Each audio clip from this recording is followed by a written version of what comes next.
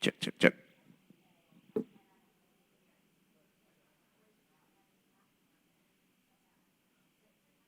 Check, check, check.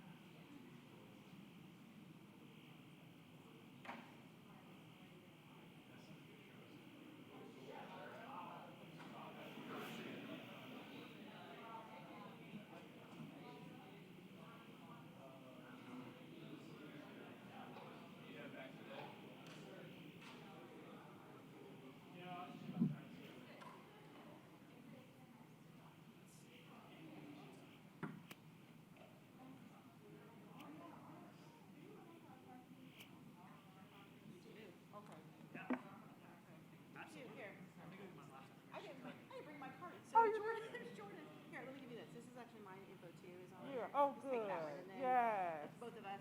Okay. So Because I feel like we kind of got it nailed, but we're still all over the place. yeah. Well, and we, So. I mean, I'll tell you when we do ours, Mhm. we go outside to other people too. Just there's something about when Okay. you're in the walls. Yes. There's a. It's hard to It's really so see the hard. perspective. Yes, it's so hard. But thank you. Yeah, you I'm going to bet. be in contact That'd with be you. great. Nice Okay. to meet you. Do a quick introduction. My name's Miller. Apparently with Crown Legal. How exciting. But yeah, I just signed up like a minute. Where do you live? Northeast Indiana. Well, congrats on your new role and. Yeah, thank you. But you guys use the Slack channel and all that stuff. I'm in there some. Yeah. It's a little chaotic and weird right now. Actually, all of them. I swear. Oh, that's Slack. Yeah. Those are actually theirs. Or somebody else's. Yeah. Oh, nice. That's awesome. That's awesome. We're Coaches. That's right. Yeah. Yeah. That's awesome. Well, you probably have lots of notes how we presented. He's like, that's not how I do it. I was waiting for the bowling balls. Yeah. I was waiting for the key. Yeah. Yeah. Yeah. He's like, here And honestly, I don't know. I don't know if ours like our deck is from when we first got certified, and I even wonder if they made some changes to it. We probably should reach out. Oh, they don't really. Yeah. Like that's been like. Sacred lockdown.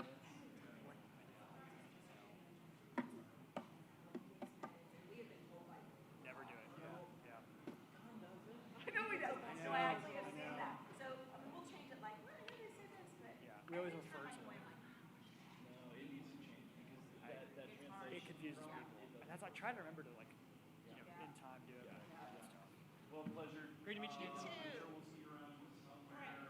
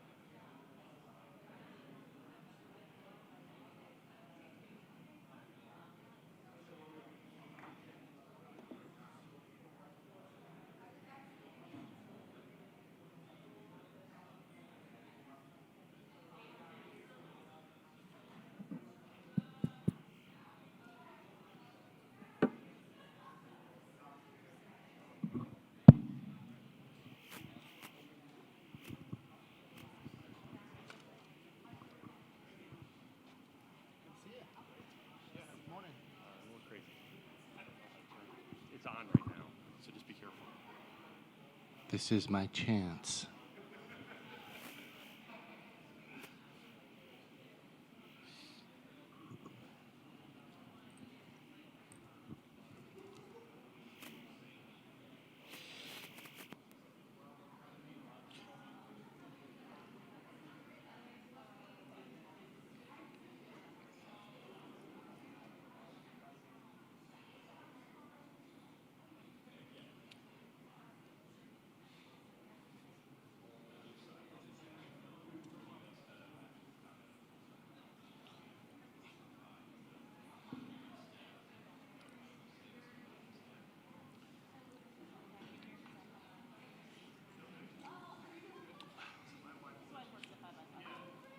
I was walking around once. So I'm glad I could make you that introduction.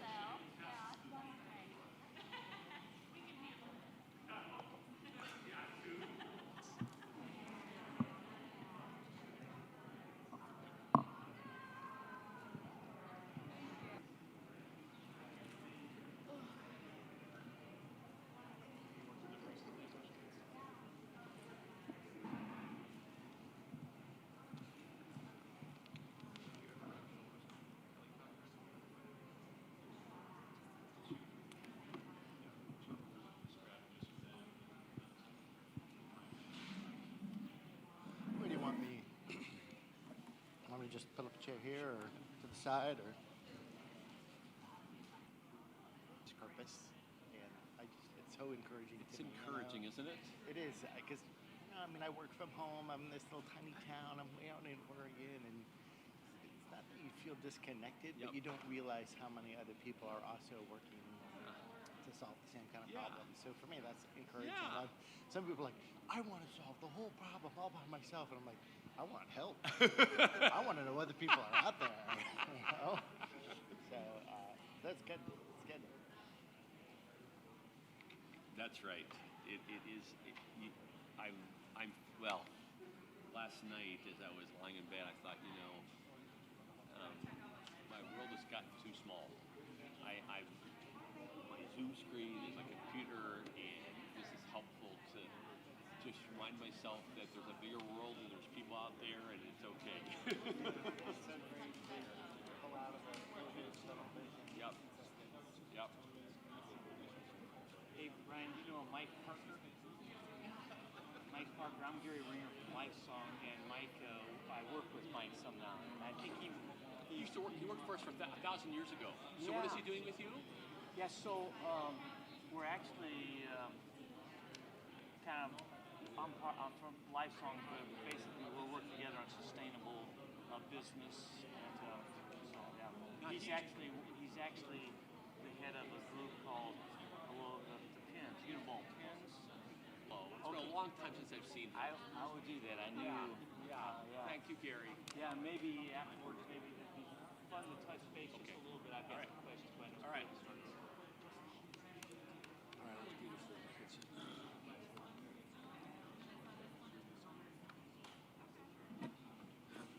What's that? Good morning. It's great to be with all of you.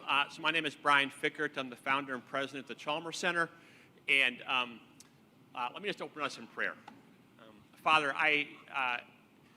it's just such a great privilege to be with these dear people and to be together again.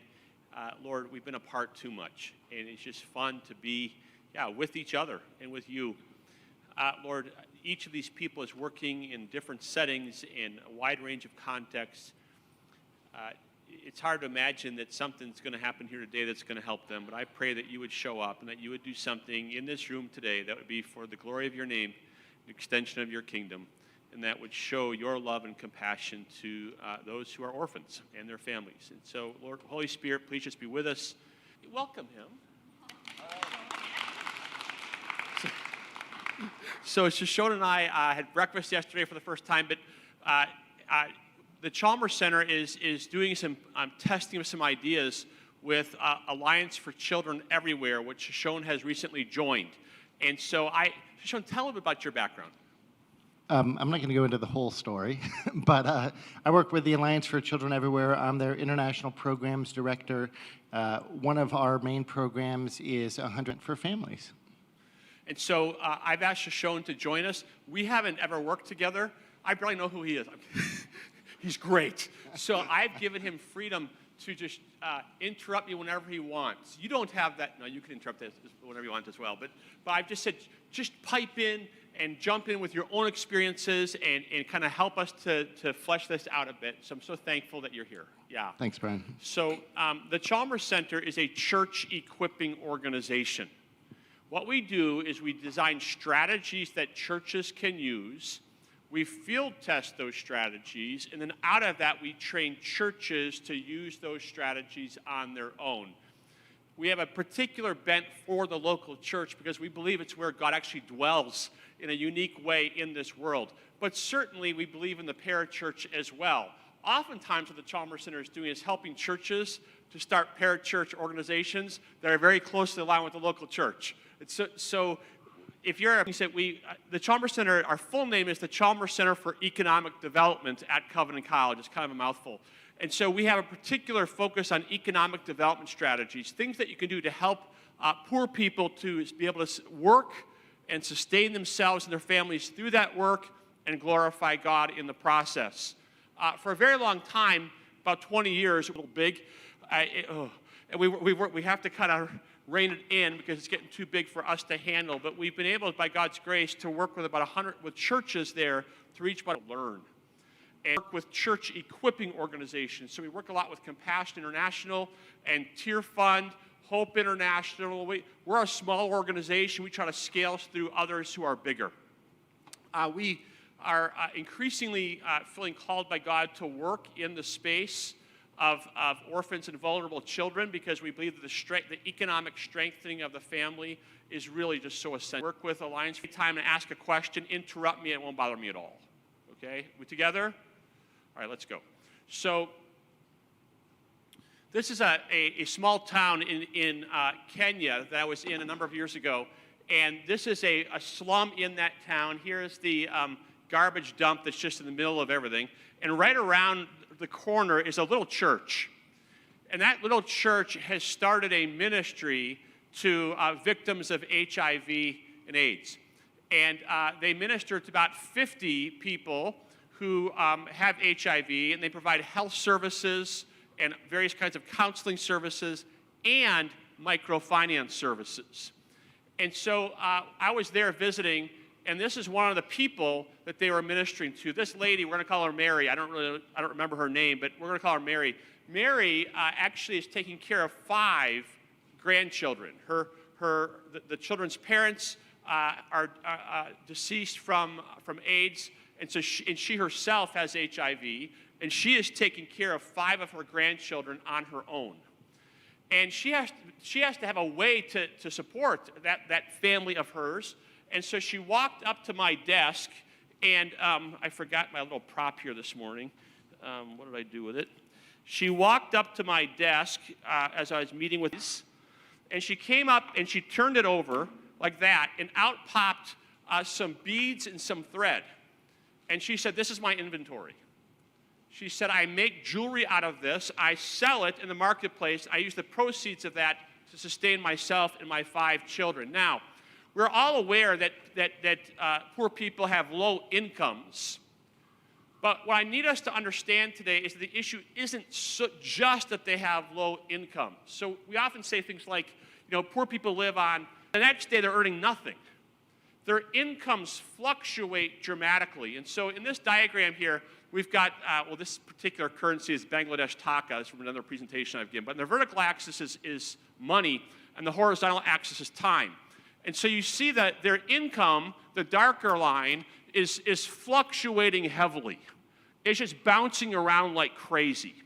And then we've drawn a vulnerability line in there. And the idea here is that if your consumption were to fall below the vulnerability line, disaster strikes. It could be that a child at that point becomes an orphan, or it could be at that point that a child dies. And so, it's kind of sustainable life is lived above that vulnerability line. And so the issue the poor are facing is that their incomes are low, but they're also highly irregular and extremely unpredictable. And in addition to that, poor households, now notice I've shifted from an individual orphan to the household. The household is the unit here that we want to focus on, because the household is where we want children to be, right, in an ideal situation. And so to reduce household vulnerability, so all that fluctuation, households need lump sums of money. Now, a lump sum of money is just a wad of money. It's some amount of money in excess of just your daily income, all right? We also need lump sums of money in our lives. Poor households need lump sums of money for a variety of reasons. The first is for micro-enterprise investments. As you know, most poor people around the world have a difficult time finding employment. There's not enough jobs, so they have to be employed often in their own small business, their own small micro-enterprises, and they need capital either to start the micro-enterprise or capital to revolve their inventories. They need investments in their business. But these businesses are embedded in families. And oftentimes, the pot of money the household manages is mixed in with the business's pot of money. It's a family, kind of a household business, we might say. And so really, again, the proper unit to think about here isn't so much the micro-enterprise, it's the family unit, a subset of which is a micro-enterprise, all right? Most of all of the hoopla about microfinance has focused on this. How can we get capital into Mohammed Yunus won the Nobel Prize about? I need you to have a dramatic shift in perspective today. So I need you to think broader than that. Economic unit. And so if a child is sick and needs malaria medicine, suddenly the money from the business might get sucked over into that. Or maybe the business has a sewing machine. The sewing machine gets sold to buy the malaria medicine. And so the right unit of analysis here is not the microenterprise in isolation of the household. The right unit of analysis here is the household as an economic unit, of which the microenterprise is a subset. It's all one pot. Families need lump sums of money for other things beyond small business. Paying school fees, keeping your kids in school, other kinds of household investments. There's a hole in the roof, the water is raining on your children, they're getting sick. You need a lump sum of money to purchase the materials to repair the hole in your roof. Households need lump sums for a range of investment things to help their children be in school and safe. Thirdly, life cycle issues, marriages, births, and deaths. These are expensive, timely events. And you're going to need a big wad of money for that moment. Emergencies that we're going to be facing. And then finally, consumption smoothing. Mary sells her jewelry in the marketplace. What if she doesn't sell anything that day? The kids need to eat that night. You need a lump sum of money to smooth your consumption in the face of highly irregular income streams. It means my husband doesn't beat me as much. I'm like, what? They said, oh, my job is to put food on the table at supper time.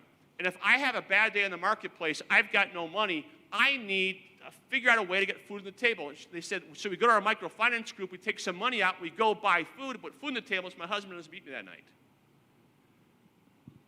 There's a lot going on here. And so what microfinance tries to do, it tries to smooth out all this stuff. So you've got this highly irregular income, then you've got this highly irregular expenditures, all these lumpy expenditures, and also below the vulnerability line so much. And you'd like to see it go up over time, right? You'd like to see incomes increasing. And so we kind of have mapped that out towards the end. But I need you to understand something. A lot of the marketing around microfinance has been nonsense. Most low-income people are not entrepreneurs. They're not Bill Gates in waiting. They are people who are forced into their own small businesses. How many small businesses make it in America? Like almost none. Now imagine the most vulnerable people in the world. Poor people are highly vulnerable. They want to avoid risk. Running your own business is very risky. And so this idea that there's just all these Bill Gates just waiting out there for a lump sum to start their business, to get the upward escalator out of poverty is a bunch of nonsense. But you can smooth things out, and over time, consumption and incomes can rise. But it's not this sort of silver bullet thing that's been the marketing behind it. Are we together? Does it make any sense to you? All right. Look, I'm insecure on my own, and half of you have had masks on. I can't see if you're awake. Okay, wait, now. People need access to financial services to create these lump sums. People need access to financial services, it's like banking. You need access to banking services to be able to create these lump sums. People need access to loans or savings or insurance, just like you and I do.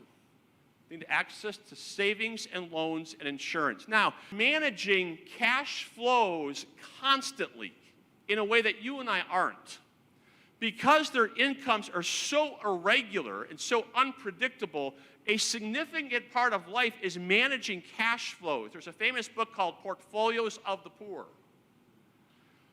Brilliant book. You should go read that one. Portfolios of the Poor. The name is funny, isn't it?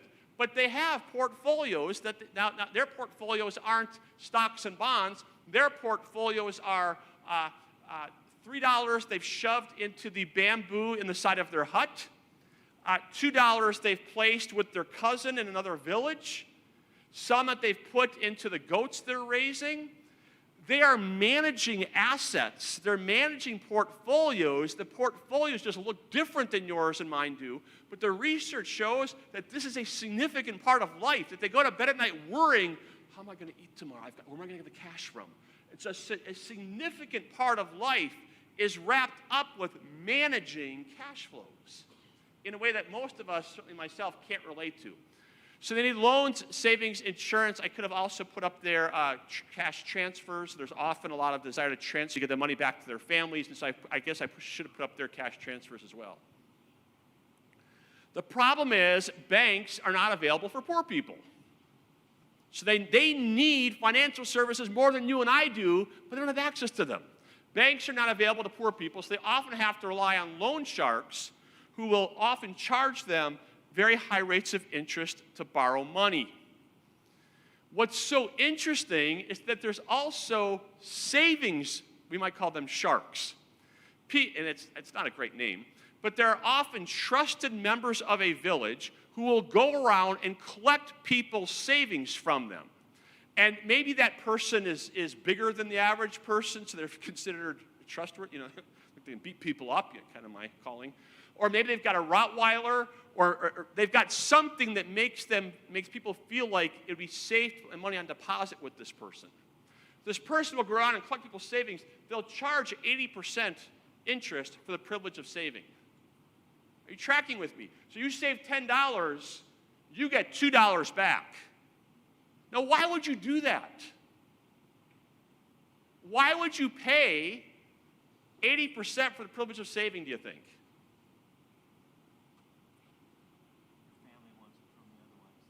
Pardon me? Your family wants it from the other ways. Yeah, so one reason is you got to get away from long-lost cousin Jake. So this is my long-lost cousin Jake, and he's got a drinking problem, and he shows up at my door. I don't even know this brother, but we're just going to go with it. Away from me so that I can say to Jake, I got no money for you. That's one reason. What else? Yeah. Pardon me? $2 is better than $0. We need lump sum of money. There's 5 reasons I gave you. This is a test. I'm a professor. I gave you 5 reasons. What were they? This is like teaching 18 to 22-year-olds on a Friday afternoon. Okay, they need it for emergencies. What else? Investments in household investments, microenterprise investments, life cycle needs, and consumption. Guys, a lump sum is a lump sum. It doesn't matter if you get it from savings or borrowing. Or insurance. All those things, it's hard for us to grasp this. Borrowing money is one way to get a lump sum. Another way to get a lump sum is to save up for a lump sum. But the thing that you're trying to create is the lump sum. Insurance is just a lump sum. You pay money in all the time, and then when you have a car accident, you get a lump sum. You pay money in all the time, somebody dies, you get a lump sum. The lump sum is the thing. That's the product. So I've got, shoes as a product. Oh, I noticed I got holes in my shoes this morning. So my shoes are a product. A lump sum is a product. And the interest rate is the price of a lump sum. That's all it is. Why do we need lump sums? Those 5 things. Okay? So they need those things. They need those 5 things. They're a matter of life or death. Nobody believes this. It's really true. Very poor people would rather save than borrow. Here's why. Guys, borrowing is risky. I borrow money from, what is your name? Sandy. I borrowed money from Sandy, and oh, crud, I didn't sell anything in the marketplace that day. How am I going to pay Sandy back? Sandy's going to come after me and want to break my legs. Good luck. Okay. Sandy's going to come after me and want to break my legs. The borrower is beholden to the lender, the Bible says, right? Now, I don't think all borrowing is bad, but poor people are very vulnerable. They're living on the edge of a cliff. They make a mistake, they go over the edge. They're very vulnerable. They avoid risk. Borrowing money is much riskier than saving money, because when I save money, I'm in charge. If I couldn't quite save or save than borrow. I can tell you're not believing me yet. It's really true. It's really true. Huh? More likely what they will owe to pay back will go back up. Yeah. That's what's going to happen. She's going to say, okay, we'll give you a little break, but next week we're going to charge you even double. You seem like a nice person, but you're the villain of my story for some reason. Insurance is even more rare. Insurance is even more rare. It's very hard. Insurance is a very difficult product to try to create. Brothers and sisters, 1,000 years ago, when the Chalmers Center began, about 20-something, very large Christian organization that all of you know of, was running a global microfinance programs. And it was all lending. And myself, it was in a Latin American country, and we didn't speak Spanish. So the head of this organization, we're going to call him John for a second. John had to translate for us into Spanish. So he's taking us to meet all these poor people. And Russ and I we're researchers, so we're asking these questions, and John is translating. Well, we got with some very poor people. My friend Russ said, ask them where they save. And John wouldn't even ask the question. He said, it's a ridiculous question. Because this is the head of millions and millions of dollars of microfinance work. He's one of the leaders in the world in this space. I didn't know anything, so this isn't about me. My friend Russ knew everything. Russ says, ask them where they save. John wouldn't ask the question. He said, this is embarrassing. He said, these are the poorest people in the world. They can't save. They don't have any money. Russ is very persistent. He said, ask the question. And John said, I'm not going to ask the question. It's embarrassing. Russ dug his heels and said, ask them the question. So, where do you save? They all saved. They saved in their shoes. They saved in holes in the ground. They saved on their turtle shells. I made that one up. They saved with putting money in bamboo shoots in their huts. They saved money with friends. They save. But in the West, we believe they don't have anything. If you have a needs-based perspective, you don't identify the assets that are already there. Poor people can save. They will save, and they do save if you provide them with a mechanism to do so. All right. What microfinance does is it seeks to establish financial services like banking, like loans and savings and insurance. That's what it tries to do. Microfinance seeks to establish financial services like loans or savings or insurance to enable poor households to acquire lump sums of money in order to reduce their economic vulnerability. That's what it is. So that's a mouthful. It tries to enable households to reduce vulnerability. Why do we care about that here? Because those households have children in them. And we also love parents once in a while, too. Are there any questions so far? Are we kind of good? One quick question. Yeah. You said the biggest percent of people don't get jobs, they do this. What, in like in Zambia, what percent of people get jobs versus I don't know the data for Zambia. All I'm saying is the research suggests, okay. I do. 25%. He knows everything. 25% to 45% basically forget about formal employment if it's the case of the most vulnerable.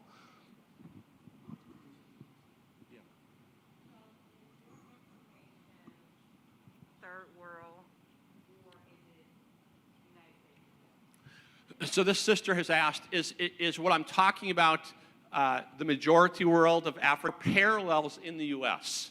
So there are parallels. One difference is there are